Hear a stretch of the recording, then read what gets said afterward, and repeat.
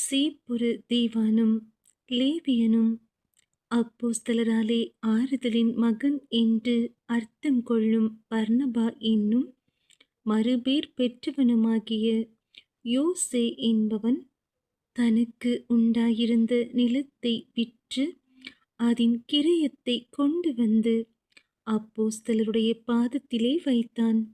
அப்போஸ்தலர் 4ஆம் அதிகாரம் வசனங்கள் 31 முதல் 37 வரை. அவர்கள் ஜெபம் பண்ணின போது அவர்கள் கூடியிருந்த இடம் அசைந்தது.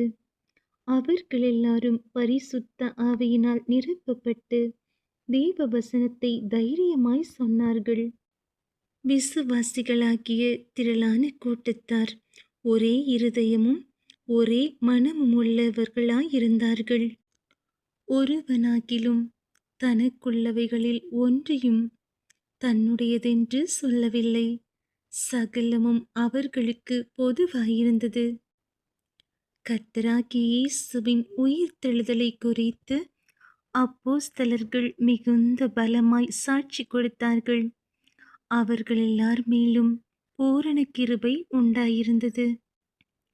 நிலங்களையும் வீடுகளையும் உடையவர்கள் அவைகளை விற்று விற்கப்பட்டவைகளின் கிரயத்தை கொண்டு வந்து அப்போஸ்தலருடைய பாதத்திலே வைத்தார்கள்.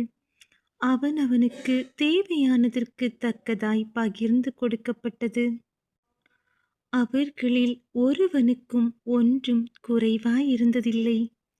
சீப்புரு தீவானும் லேவியனும் அப்போஸ்தலராலே ஆறுதலின் மகன் என்று அர்த்தம் கொள்ளும் பர்னபா என்னும் மறுபேர் பெற்றவனுமாகிய யோசே என்பவன் தனக்கு உண்டாயிருந்த நிலத்தை விற்று அதன் கிரயத்தை கொண்டு வந்து அப்போஸ்தலருடைய பாதத்திலே வைத்தான்.